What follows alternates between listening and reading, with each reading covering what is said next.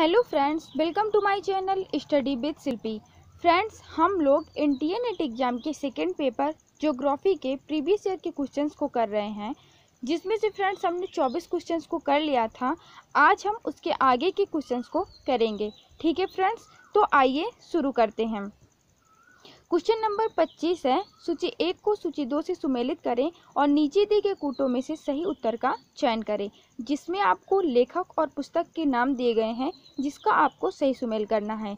इसमें पहला दिया गया है C.M. King, the physics of the blown sand and desert dunes. दूसरा है D.F. Ritter, to interpret the अर्थ।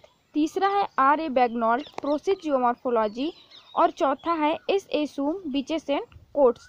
अब इसका आपको सही सुमेल करना है, जैसे कि C.M. किंग की पुस्तक है beaches and quotes, D.F. Ritter की पुस्तक है प्रोसेस जियोमॉर्फोलॉजी, R.A. बैगनॉल्ट की पुस्तक है the physics of the blown sand and desert dunes और S.A. सूम की पुस्तक है टू इंटरप्रेट द अर्थ। यानी फ्रेंड्स, क्वेश्चन नंबर 25 का सही आंसर है आंसर नंबर बी। ठीक है फ्रेंड्स, अगला है क्वेश्चन नंबर 26। इसमें भी आपको दो सूची दी गई है, जिसका आपको सुमेल करना है। इसमें आपको राज्य और 2011 की जनगणना के अनुसार साक्षरता दर दी गई है। इसमें आपको पहला दिया गया है त्रिपुरा 91.33%, गोवा 94%, मिजोरम 88.70% और केरल 87.22%। अब आपको इसका सही सुमेल करना है, जैसे कि त्रिपुरा की साक्षरता दर है 87.22%, गोवा की साक्षरता दर है 88.70%, मिजोरम की साक्षरता दर है 91.33% और केरल की साक्षरता दर है 94%। यानी क्वेश्चन नंबर 26 का सही आंसर है आंसर नंबर बी। ठीक है फ्रेंड्स, क्वेश्चन नंबर 27 फिर से आपको सूची दी गई है और इनका आपको सही सुमेल करना है। पहला दिया गया है LD Stamp, makers of modern geography. दूसरा है Alexander von Humboldt, nature of geography. Richard Hartshorne, Great Britain, use and misuse of land. चौथा है R.E. Dickinson, cosmos. अब आपको इसका सही सुमेल करना है। इसमें पहला है LD स्टाम्प। इसमें फ्रेंड्स आपको भूगोलवेत्ता और उनके योगदान क्षेत्र दिए गए हैं और अब आपको सुमेल करना है कि किस भूगोलवेत्ता का किस क्षेत्र में योगदान है। ठीक है फ्रेंड्स, तो जैसे कि पहला दिया गया LD स्टाम्प, जिनका योगदान है great Britain, use and miss use of land. दूसरा है अलेक्जेंडर वान हम्बोल्ट, जिनकी पुस्तक है कॉस्मॉस। तीसरा है रिचर्ड हार्टसोन, जिनकी पुस्तक है nature of geography. R.E. Dickinson, जिनकी पुस्तक है मेकर्स ऑफ मॉडर्न ज्योग्राफी। ठीक है फ्रेंड्स, तो क्वेश्चन नंबर 27 का सही आंसर है आंसर नंबर डी। अगला है क्वेश्चन नंबर 28। किसने भूगोल को मानव परिस्थितिकी के रूप में परिभाषित किया था? इसका सही आंसर है आंसर नंबर डी, बैरोज ने। क्वेश्चन नंबर 29 है, निम्नलिखित लेखकों में से किसने कहा है कि आवश्यकताएं नहीं बल्कि प्रत्येक जगह संभावनाएं हैं और इन संभावनाओं के स्वामी के रूप में मनुष्य उनके प्रयोग का निर्णायक है? किसने कहा था? इसका सही आंसर है आंसर नंबर सी, फेब्रे ने कहा था। अगला क्वेश्चन है क्वेश्चन नंबर 30। भूगोल के ह्यूमनिस्टिक स्कूल की स्थापना किसने की थी? इसका सही आंसर है आंसर नंबर बी, तुआन ने की थी।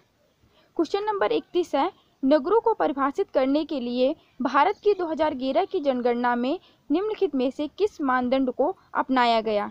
इसका सही आंसर है आंसर नंबर बी, जनसंख्या का घनत्व। क्वेश्चन नंबर 32 है, निम्नलिखित में से कौन सा सिद्धांत अभिगमन ट्रांसपोर्ट लागत की व्याख्या करता है, क्योंकि यह सीधी रेखा मार्ग पर केंद्रीय स्थानों की संख्या को अधिकतम बनाता है? क्वेश्चन नंबर 32 का सही आंसर है आंसर नंबर ए, यातायात। क्वेश्चन नंबर 33 है, नीचे दो कथन दिए गए हैं, एक को अभिकथन ए और दूसरे को कारण आर के रूप में दिया गया है। नीचे दिए गए कूटों में से सही उत्तर का चयन करें। अभिकथन ए है, लॉस का मॉडल क्रिस्टालर की मॉडल की अपेक्षा कम नियामक है। कारण आर, लॉस ने प्रत्येक सेक्शन को अलग रेंज, थ्रेशोल्ड और षटकोणीय पृष्ठभूमि वाला माना था। इसका सही आंसर है आंसर नंबर ए, यानी लॉस का मॉडल क्रिस्टालर के मॉडल की अपेक्षा कम नियामक है, क्योंकि लॉस ने प्रत्येक सेक्शन को अलग रेंज, थ्रेशोल्ड और षटकोणीय पृष्ठभूमि वाला माना था। ए आर दोनों सही है और आर ए की सही व्याख्या भी है, यानी क्वेश्चन नंबर 33 का सही आंसर है आंसर नंबर ए। अगला है क्वेश्चन नंबर 34, जिसमें दो सूची दी गई हैं और इनका आपको सुमेल करना है। इसमें गांव के प्रकार और उसकी परिभाषा दी गई है और आप इसका सुमेल करेंगे। ठीक है, इसमें पहले दिया गया है, पहला है हरित ग्राम, सड़कों के चौराहे के इर्द गिर्द विकसित। दूसरा क्रॉस रूप ग्राम, किसी छोटे ग्राम घास मैदान के चारों तरफ बने मकानों और गिरजाघर वाला गांव। तीसरा है परिक्षिप्त ग्राम, सड़क मार्ग के आसपास विकसित गांव अथवा गांव जहां परिस्थितियों ने बस्ती के पार्श्विक विकास में व्यवधान पैदा किया हो। चौथा है सड़क ग्राम, जहां पूरे ग्रामीण क्षेत्र में बिलक खेत और आवास अनियमित रूप से बिखरे हुए हैं। अब आपको इसका सही सुमेल करना है। जैसे कि दिया गया हरित ग्राम, हरित ग्राम क्या होता है? हरित ग्राम किसी छोटे ग्राम घास मैदान के चारों तरफ बने मकानों और गिरजाघर वाला गांव होता है। ठीक है फ्रेंड्स। दूसरा है क्रॉस रूप ग्राम, क्रॉस रूप ग्राम क्या होता है? सड़कों चौराहों के इर्द गिर्द विकसित होता है, इसे क्या कहते हैं? क्रॉस रूप ग्राम कहते हैं। तीसरा है परिक्षिप्त ग्राम, परिक्षिप्त ग्राम क्या होता है? जहां पूरे ग्रामीण क्षेत्र में बिलक खेत और आवास अनियमित रूप से बिखरे हुए हो। चौथा है सड़क ग्राम, सड़क ग्राम क्या होता है? सड़क मार्ग के आसपास विकसित गांव अथवा गांव जहां परिस्थितियों ने बस्ती के पार्श्विक विकास में व्यवधान पैदा किया हो, उसे क्या कहते हैं? हम उसको सड़क ग्राम कहते हैं। ठीक है फ्रेंड्स, यानी क्वेश्चन नंबर 34 का सही आंसर है आंसर नंबर डी। ठीक है। अगला है क्वेश्चन नंबर 35, सूची 1 को सूची 2 से सुमेलित करें और नीचे दिए गए कूटों में से सही उत्तर का चयन करें। इसमें आपको राज्य या संघ राज्य क्षेत्र दिए गए हैं और भारत की 2011 की जनगणना के अनुसार जनसंख्या की 10 की वृद्धि दर दी गई है और इसका आपको सही सुमेल करना है। पहला इसमें दिया गया है अरुणाचल प्रदेश 27.95%, दूसरा दिया गया है दमन व दीव 28.08%, तीसरा दिया गया है मेघालय 53.76% और चौथा दिया गया है पुदुचेरी 26.03%।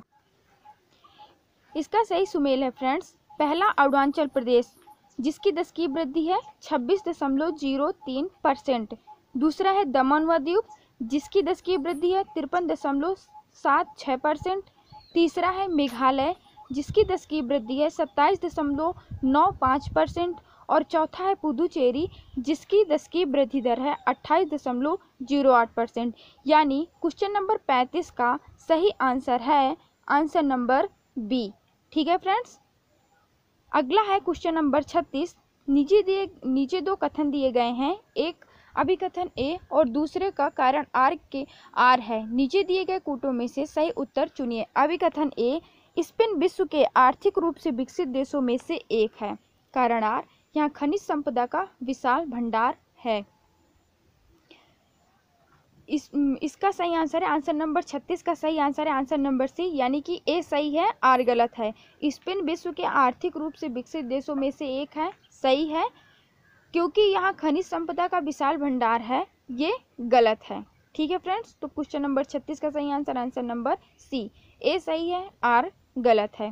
क्वेश्चन नंबर 37 है, सूची 1 को सूची 2 से सुमेलित करें और नीचे दिए गए कूटों में से सही उत्तर का चयन करें। इसमें फ्रेंड्स आपको हिटलेसी द्वारा दिए गए कृषि प्रणाली दी गई है और आपको उसके देश बताना है कि कौन सी कृषि प्रणाली किस देश में है। ठीक है फ्रेंड्स। तो पहला इसमें दिया गया है चलवासी पशुचारण ब्राजील, भूमध्य सागरीय कृषि मोरक्को, व्यवसायिक दुग्ध उद्योग न्यूजीलैंड, पशुपालन या रैंचिंग मंगोलिया। अब आपको इसका सही सुमेल करना है, जिसमें दिया गया सबसे पहला चलवासी पशुचारण जो कहाँ होता है? जो होता है मंगोलिया में होता है। दूसरा है भूमध्य सागरीय कृषि जो होती है मोरक्को में।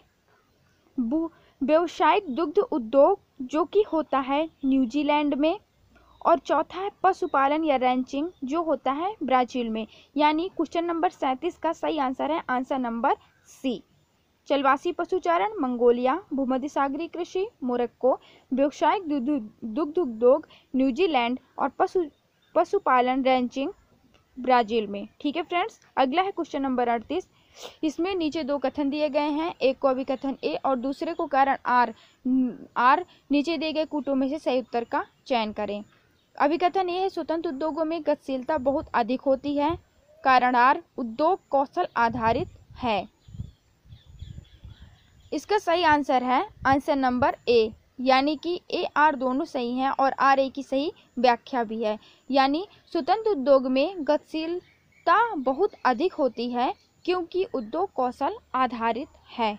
ए आर दोनों सही है, आर ए की सही व्याख्या है। क्वेश्चन नंबर 38 का सही आंसर है answer number A. Question number 39 है, सूची 1 को सूची 2 से सुमेलित करें और नीचे दिए गए कूटों में से सही उत्तर का चयन करें। इसमें आपको खनिज अयस्क दिए गए हैं और उसका खनिज दिया गया है कि किस खनिज का कौन सा खनिज अयस्क है। इसमें पहला दिया गया चाल्कोपाइराइट, अभ्रक, लिमोनाइट, लौ, मॉस्कोवाइट, एल्यूमिनियम, बॉक्साइट, तांबा। अब आपको इसका सही सुमेल करना है, जैसे कि चाल्कोपाइराइट किसका खनिज अयस्क है, ये है तांबे का। लिमोनाइट किसका खनिज अयस्क है, लौह का। मॉस्कोवाइट किसका खनिज अयस्क है, अभ्रक का। और बॉक्साइट किसका खनिज अयस्क है, एल्यूमिनियम का। तो सही आंसर क्या हुआ, answer number B. Question number 39 का सही आंसर है आंसर नंबर बी। चाल्कोपाइराइट का खनिज अयस्क है तांबा, लिमोनाइट का खनिज अयस्क है लोहे का। चाल्कोपाइराइट किसका खनिज अयस्क है, तांबे का। लिमोनाइट किसका खनिज अयस्क है, लौह का। मॉस्कोवाइट किसका खनिज अयस्क है, अभ्रक का। और मॉस्कोवाइट किसका खनिज अयस्क है, अभ्रक का। और बॉक्साइट किसका खनिज अयस्क है, एल्यूमिनियम का। ठीक है, अगला है क्वेश्चन नंबर 40।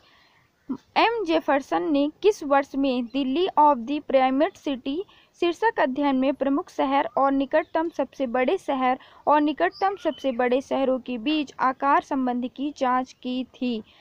इसका सही आंसर है आंसर नंबर डी, 1939 में। क्वेश्चन नंबर 40 का सही आंसर है answer number D. Question number 41 है, पूरी 19वीं सदी के दौरान रूस तुर्की को अपने कब्जे में करना चाहता था। इसका मुख्य कारण यह है कि रूस ए भूमध्य पूर्व में शांति स्थापित करना चाहता था, बी भूमध्य सागर में अपनी पहुंच बनाना चाहता था, सी बाइजेंटीनी साम्राज्य स्थापित करना चाहता था, या डी ए और 3 दोनों। इसका सही आंसर है answer number B.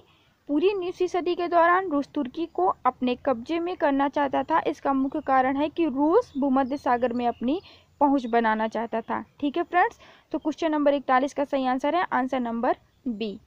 Question number 42 है, डोलिकोसिफेलिक मानव प्रजाति का शीर्ष सूचकांक का मान है। इसका सही आंसर है आंसर नंबर ए, 75 से कम। क्वेश्चन नंबर 43 है, नीचे दिए चित्र में दिखाए गए 6 बिंदुओं के बीच कितने प्रतिच्छेदक संपर्क हैं। इसका सही आंसर है आंसर नंबर ए, 5। तो क्वेश्चन नंबर 43 का सही आंसर है आंसर नंबर 5। क्वेश्चन नंबर 44 है, नीचे दिए गए आरेख के अनुसार विभिन्न स्थानीय लागत राजस्व स्थापित में स्थिति में इष्टतम लाभ बिंदु को दर्शाने वाला कूट निम्नलिखित में से कौन सा है। इसका सही आंसर है आंसर नंबर सी, यानी कि सी। इसका आंसर भी सी है और इसका बिंदु भी कौन सा बिंदु है, सी बिंदु में। ठीक है फ्रेंड्स, तो क्वेश्चन नंबर 44 का सही आंसर है answer number C. Question number 45 है, निम्नलिखित में से किस लेखक ने क्षेत्रों, पूरकता, हस्तक्षेप अवसर और स्थानांतरणीयता के बीच पारस्परिक व्यवहार को प्रभावित करने वाले 3 मूल कारकों की पहचान की थी। इसका सही आंसर है answer number D, E.L. Ullman ने की थी। क्वेश्चन नंबर 45 का सही आंसर है answer number D. Question number 46 है, सूची 1 को सूची 2 से सुमेलित करें और सही उत्तर का चयन करें, जिसमें पहला दिया गया हैंगर स्टैंड सैद्धांतिक भूगोल, दूसरा दिया गया है विलियम बुंज, अभिनव परिवर्तन, भौगोलिक प्रसार, गिलबर्ट व्हाइट, क्षेत्रीय विश्लेषण की विधियां, वाल्टर इजार्ड, बाढ़ के प्रति मानवीय प्रतिक्रिया। जिसका अब इसका आपको सही सुमेल करना है, जैसे कि हैंगरस्टैंड का सही है अभिनव परिवर्तन का भौगोलिक प्रसार। दूसरा है विलियम बुंज, जिनका सही है सैद्धांतिक भूगोल। तीसरा है गिलबर्ट व्हाइट, जिन्होंने दिया था बाढ़ के प्रति मानवीय प्रतिक्रिया। और चौथा है वाल्टर इजार्ड, जिन्होंने दिया क्षेत्रीय विश्लेषण की विधियां। ठीक है फ्रेंड्स, तो क्वेश्चन नंबर 46 का सही आंसर है आंसर नंबर डी। अगला है क्वेश्चन नंबर 47, सामाजिक प्रक्रियाएं स्थानीय संगठन की व्याख्या करती हैं। यह कथन किसके संबंध में है? इसका सही आंसर है आंसर नंबर बी, मार्क्सवाद के संबंध में है। सामाजिक प्रक्रियाएं स्थानीय संगठन की व्याख्या करती हैं, यह कथन मार्क्सवाद के संबंध में है। क्वेश्चन नंबर 47 का सही आंसर है answer number B. Question number 48 है, निम्नलिखित में से कौन ग्रंथ पोलर जियोपॉलिटिक्स के लेखक हैं? क्वेश्चन नंबर 48 का सही आंसर है answer number A, Richard Powell.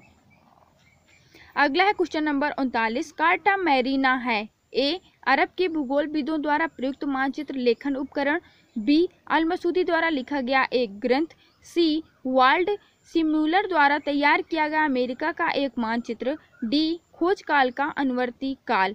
तो क्वेश्चन नंबर 39 का सही आंसर है answer number C, Carta Marina है वाल्ड सिम्यूलर द्वारा तैयार किया गया अमेरिका का एक मानचित्र। ठीक है फ्रेंड्स, अगला है क्वेश्चन नंबर 50, भूगोल में मानवतावाद के बारे में निम्नलिखित में से कौन सा कथन सत्य नहीं है? ए, मानवतावाद मनुष्य को मशीन नहीं मानता, बी, मानवतावादी भूगोल मनुष्य की जागरूकता, मनुष्य की चेतना और मानव द्वैत पर जोर देता है, सी, मानवतावादी सतह की ज्यामितीय अवधारणा के आधार पर क्षेत्र और स्थान में घटत्व को स्वीकार करते हैं, डी, मानवतावाद ने पॉजिटिविज्म और क्वांटिटेटिव रिवॉल्यूशन की आलोचना की। क्वेश्चन नंबर 50 का सही आंसर है आंसर नंबर सी, मानवतावादी सतह की ज्यामितीय अवधारणा के आधार पर क्षेत्र और स्थान में घटत को स्वीकार करते हैं। ये मानवतावाद के संबंध में जो कथन है ये गलत है। ठीक है फ्रेंड्स, इसके अलावा ए, बी, डी मानवतावाद के संबंध में जो कथन है वो सही है, लेकिन सी कथन जो है वो गलत है। तो क्वेश्चन नंबर 50 का सही आंसर है आंसर नंबर सी। फ्रेंड्स, अभी तक हमने 50 क्वेश्चंस कर लिए हैं, आगे भी करेंगे। तब तक के लिए धन्यवाद।